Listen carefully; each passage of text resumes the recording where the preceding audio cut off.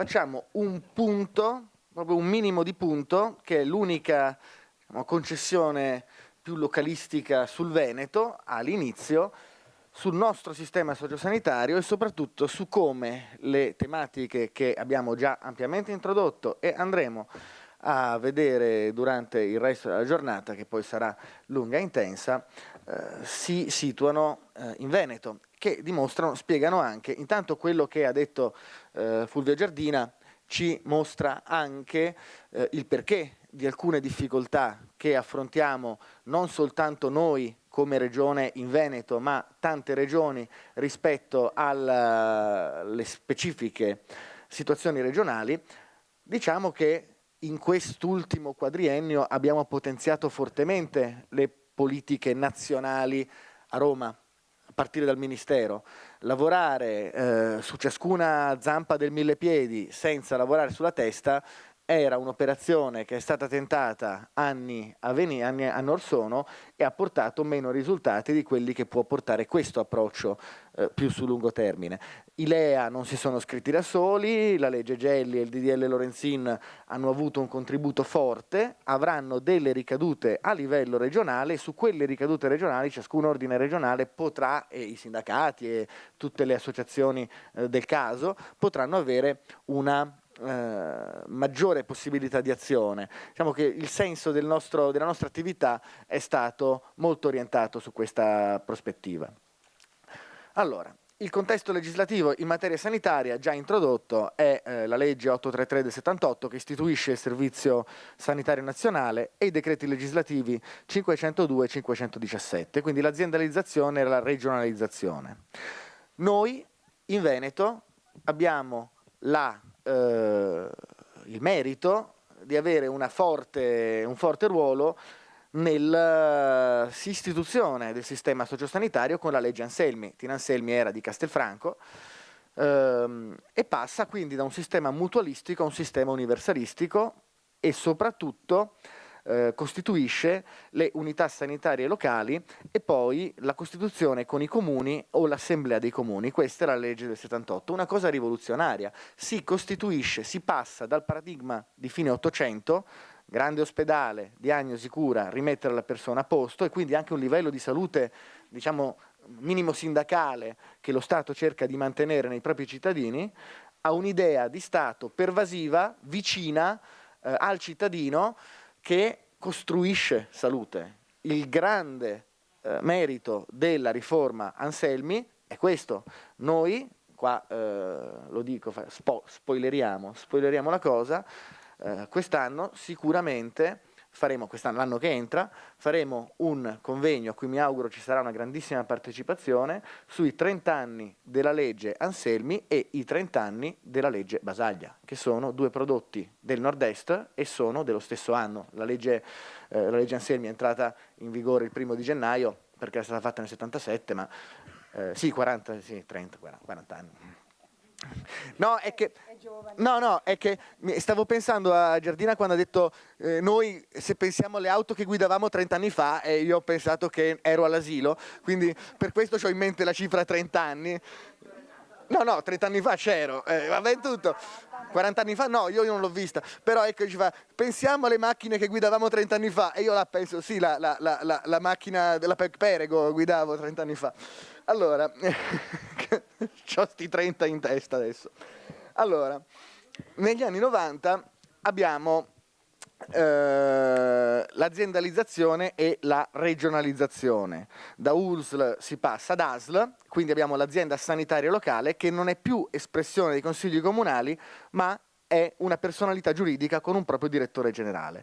E si confronta, rimane però nella concezione della sanità in Veneto, e questo è un nostro lascito a tutta l'Italia, si confronta con gli enti locali con la conferenza dei sindaci. Tra l'altro, la riforma del titolo V della Costituzione rafforza la sanità come materia concorrente, quindi lo Stato stabilisce i LEA, ma poi le regioni, il patto Stato-Regioni, attuano la programmazione. Ed è qui che noi, perché se noi rinunciamo a una prospettiva storica non capiamo le difficoltà di oggi e non riusciamo a trovare soluzioni. Se noi ci dimentichiamo che lo Stato stabilisce i LEA e le regioni attuano la programmazione e nei LEA non c'è la psicologia, a quel punto abbiamo molto da lamentarci che le regioni sono brutte e cattive o che gli ordini non riescono a influire a sufficienza, ma se manca nei LEA manca l'ABC. Adesso l'ABC è arrivato, una volta che si costruisce l'alfabeto poi c'è bisogno di tempo per insegnarlo, ma naturalmente deve andare a caduta. Negli ultimi 2 anni abbiamo introdotto un'altra variabile di complessità che è l'Unione Europea, che ci ha chiesto di ridurre il debito pubblico. Anche questo dobbiamo tenerne conto. Abbiamo il problema che siamo sempre stati fuori LEA, con un direttore generale in caso del Veneto che mi ha detto a chiarissime lettere abbiamo i soldi per i LEA, ma questo è un problema abbastanza generale. Cioè, soldi, fondi per qualcosa che non è minimo garantito e anche imposto dallo Stato, oggi sono più difficili che anni addietro, in cui c'era più spazio per muovere una possibile anche ampliamento delle competenze. Pertanto essere entrati nei LEA, come vedremo, è assolutamente fondamentale. Quello è il primo mattoncino per il vero rilancio della professione nel settore pubblico, che poi si riverbera nel settore privato. Attenzione, ora, piccola nota autobiografica, io difficilmente posso essere individuato come un lavoratore di sanità pubblica e se avessi dovuto pensare a me stesso prima di molta condivisione con i colleghi anche a livello sovraregionale, non mi sarei mai e poi mai considerato sanitario. Oggi come oggi mi rendo conto che anche quel tipo di psicologia che pratico io nella mia pratica personale, che è fondamentalmente orientata a sviluppare e migliorare ed efficientizzare i processi aziendali, traducendosi in un aumento del fatturato per l'azienda, tra le altre cose, alla fine della fiera, passa attraverso la salute e il benessere del lavoratore. La correlazione maggiore produttività, nel nostro caso, passa da maggiore salute, maggiore benessere, maggiore soddisfazione, maggiore engagement, maggiore commitment, maggiore disponibilità, attenzione, e quelle, lato sensu, sono ambiti di salute. Non la salute di fine Ottocento, quella per cui puoi soltanto ammalarti e ti devo riportare a uno stato di salute accettabile, ma quel tipo di salute che cresce, quel tipo di salute che mira a crescere sempre e quindi ad aumentare anche le capacità della persona. Il patto per la salute inverte il trend di tagli di sanità, ma conferma l'orientamento politico di ridurre i posti letto ospedalieri e incentivare unità complesse di cure primarie o aggregazioni funzionali territoriali. Ora, siamo nel 2017, e com'è che non riusciamo ancora a vedere queste inversioni di trend? Perché si tratta di macrofenomeni.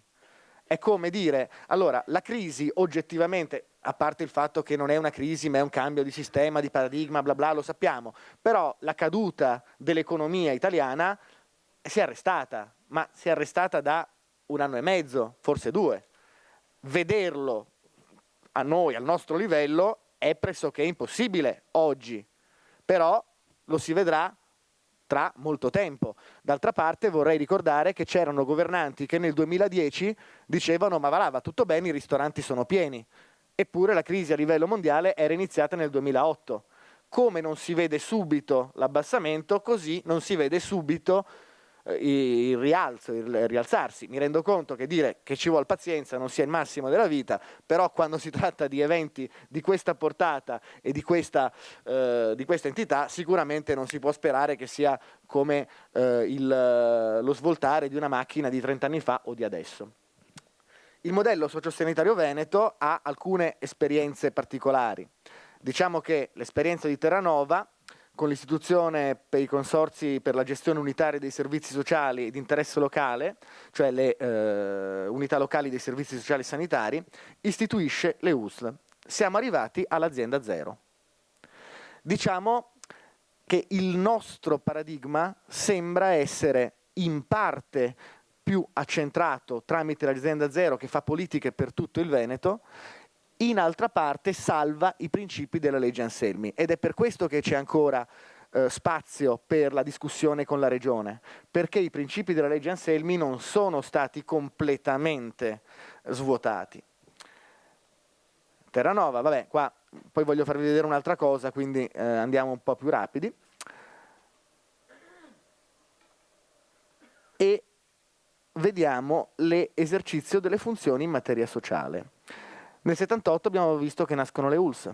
Sono competenza delle ULSS l'assistenza dei portatori di handicap con la relativa gestione delle strutture tutelari residenziali, la gestione di consultori familiari, la prevenzione delle tossicodipendenze, il recupero e l'inserimento lavorativo dei tossicodipendenti.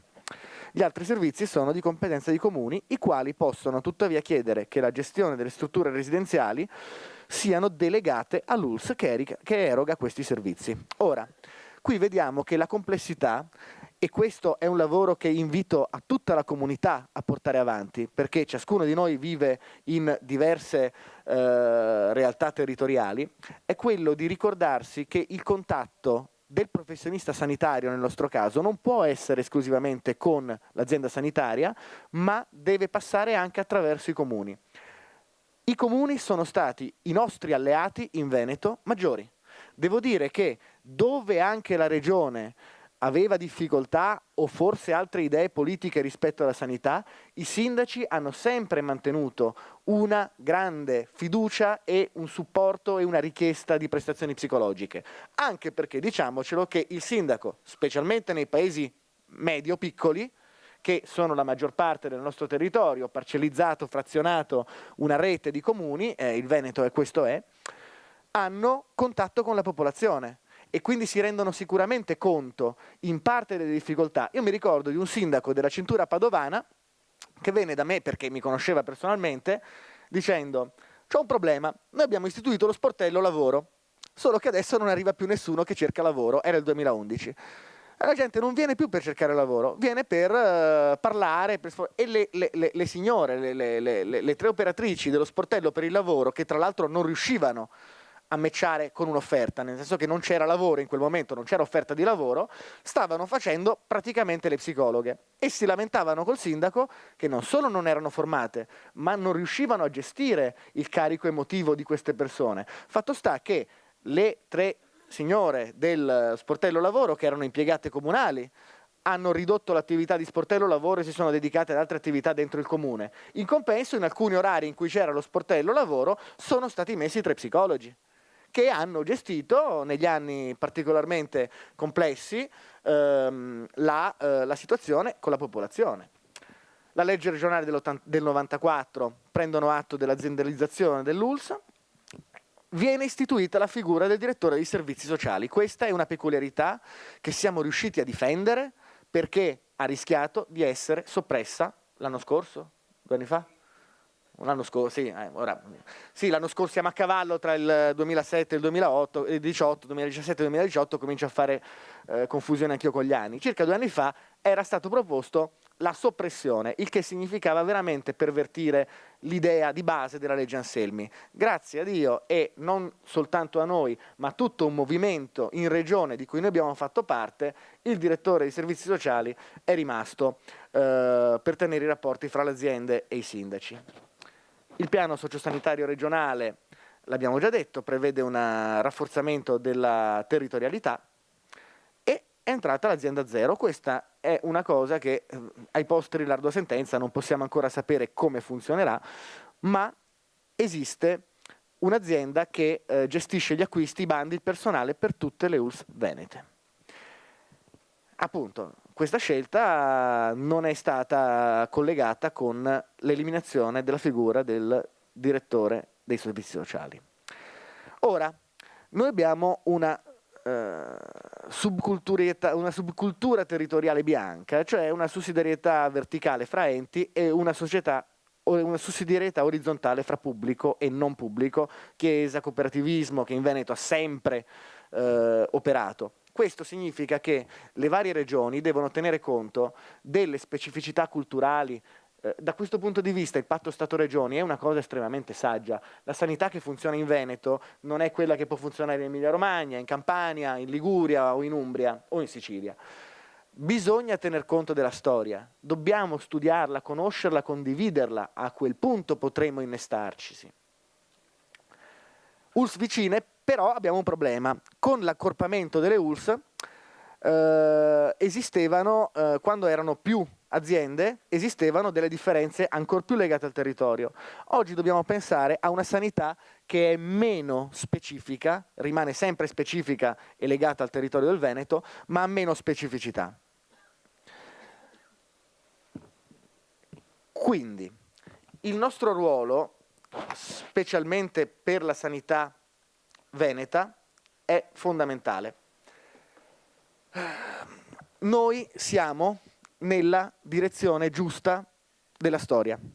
Questo è fondamentale ricordarlo e saperlo, perché altrimenti poi rischiamo di o scoraggiarci quando non c'è ragione o perdere fiducia in un cambiamento positivo che sta avvenendo. Non avverrà in mezza giornata, questo è sicuro. Però è, come diceva Fulvio Giardina, ineluttabile. Come è vero che la demografia cambia, guardate, io ero a parlare di gestione del personale e di contratti in un noto studio di avvocati, lunedì a Milano, studio internazionale, gente importante, c'erano ex ministri, sono venuti a dirmi: dobbiamo lavorare sugli aspetti di cambiamento demografico sul lavoro, da una parte a livello contrattuale, dall'altra a livello sindacale, ma dall'altra a livello di contenuto delle prestazioni. Ora, che degli avvocati di livello internazionale vengano a dire: caro psicologo, vogliamo collaborare, significa che la storia sta cambiando.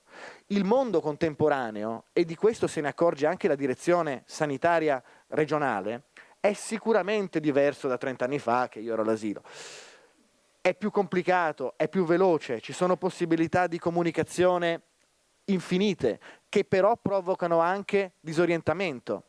Esistono meno tutta una serie di relazioni. Quel mutualismo bianco di cui si parlava rispetto al sistema sociosanitario veneto è comunque più disaggregato, più sfaldato. Un tempo poteva esserci la famiglia, il prete, gli amici, l'amico del bar, quello saggio, ma oggi la famiglia tende a lavorare di più distante, ad avere meno tempo.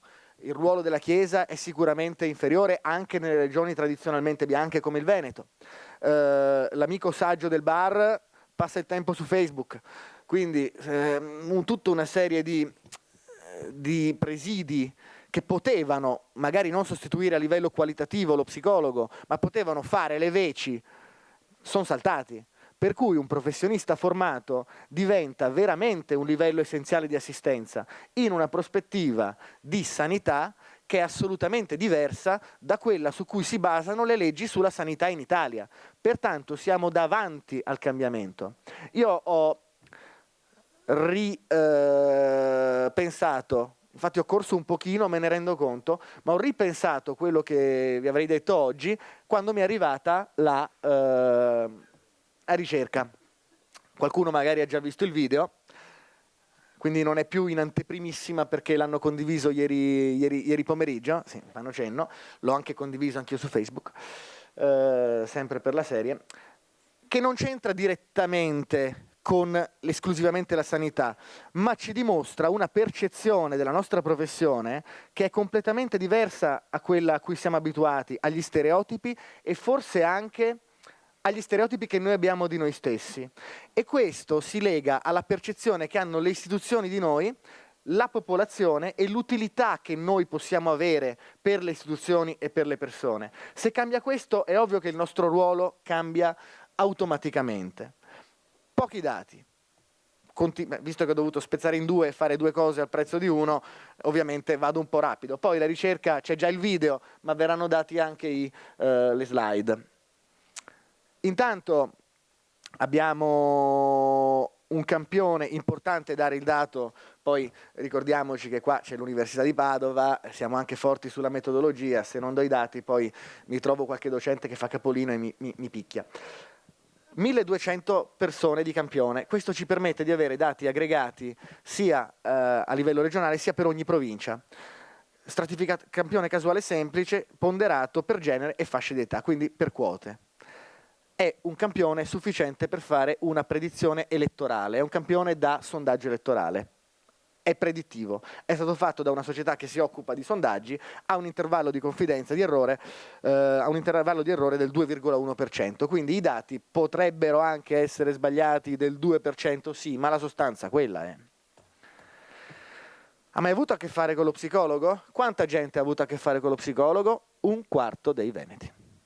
Ora, quanti di noi pensavano, io pensavo che fossero in crescita, pensavo che fossero abbastanza, ma 1/4 è con la nobilissima eccezione di Vicenza che mi va al 30%, devo dire, non mi aspettavo i vicentini così presi dalla psicologia, però sostanzialmente il 25% di media, 1/4 di media, è tanto. Su un campione rappresentativo vuol dire che è una professione che comincia ad avere una diffusione, sicuramente più di 1/4 ha avuto a che fare con un medico, ma ricordiamoci anche che la nostra professione è molto più giovane e storicamente non era ritenuta fondamentale come la medicina quando si stava male.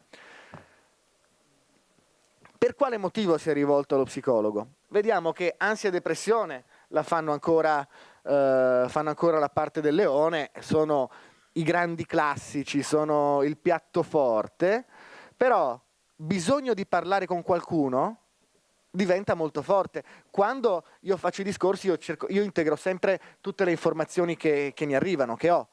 Quando vi dicevo che la società si disgrega e non c'è più persone con cui parlare, lo faccio anche memore di questo dato. Bisogno di parlare con qualcuno, ma allora si svaluta il nostro ruolo. Calma, poi vediamo perché no, c'ho i dati.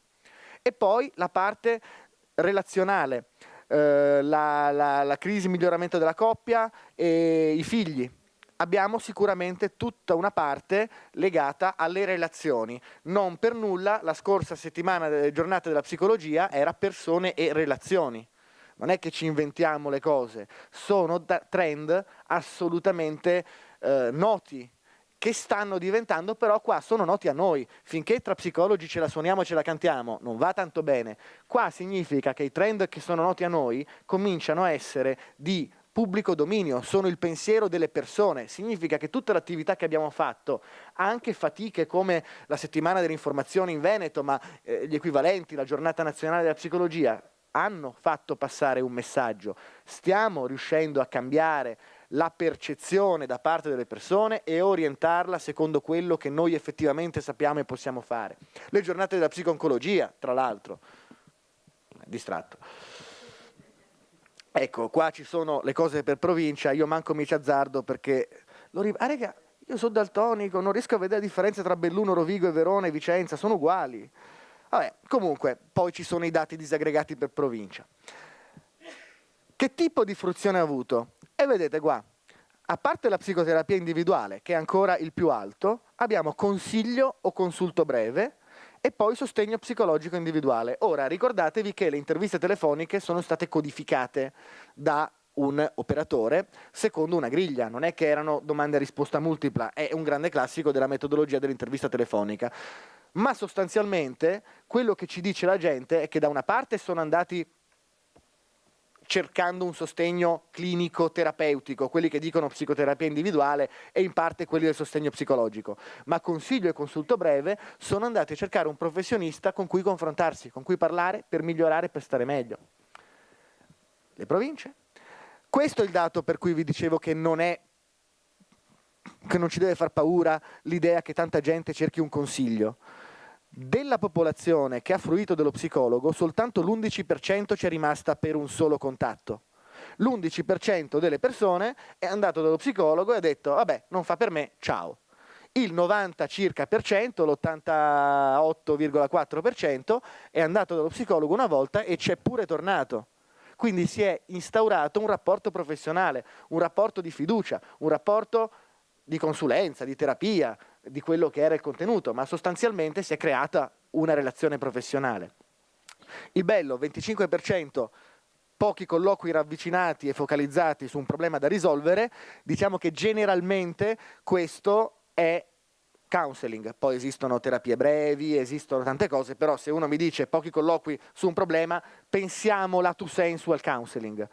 Anche questa situazione, questa nostra preoccupazione riguardo agli abusi di professione, che sicuramente devono essere combattuti e saranno combattuti con quello che ha detto Fulvio Giardina, anche col passaggio a sanità, perché ricordiamo che il counseling è un atto tipico della professione di psicologo ed è stato anche ribadito dal TAR e dagli atti che abbiamo mandato come CNOP al Ministero. Però è fondamentale ricordarci che questa è una parte che è in crescita della nostra professione. Poi tutto il resto va principalmente dai 2 mesi a 1 anno, con delle punte tra i 2 e oltre i 3 anni. Le province. Quali sono gli aspetti più importanti? E ancora qua torna la fiducia sviluppata al primo incontro e i risultati di persone su persone che conosco / passaparola. Ancora una volta è importante la relazione. Buone notizie per i colleghi giovani, buone notizie per i colleghi meno giovani, buone notizie per le colleghe femmine, buone notizie per i colleghi maschi. Sesso e età contano poco rispetto alla fiducia e all'importanza della scelta dello psicologo. Questo è estremamente democratico da questo punto di vista, siamo anche contenti, non facciamo scontento a nessuno. Quando è importante, questo è interessante, quando è importante rivolgersi allo psicologo? La sbarra più lunga? Sì, è fondamentale anche solo per un consiglio. Ripeto, questa cosa non ci piacerebbe, perché temiamo che il consiglio poi generalmente sia pure gratis, se non avessimo visto che l'11% viene una sola volta, ma la maggior parte instaura un rapporto professionale. È un consiglio che non è un consiglio, la gente li percepisce come consigli, ma in realtà è una relazione. Dopodiché abbiamo 2 aree più o meno, queste qua in alto può essere utile se non si riesce a risolvere i propri problemi o è importante se si ha un disturbo. Quindi una parte più sto male, devo andare dallo psicologo, ho un problema, un disturbo, vado dallo psicologo. E poi c'è la penultima, è importante anche solo per capire se stessi.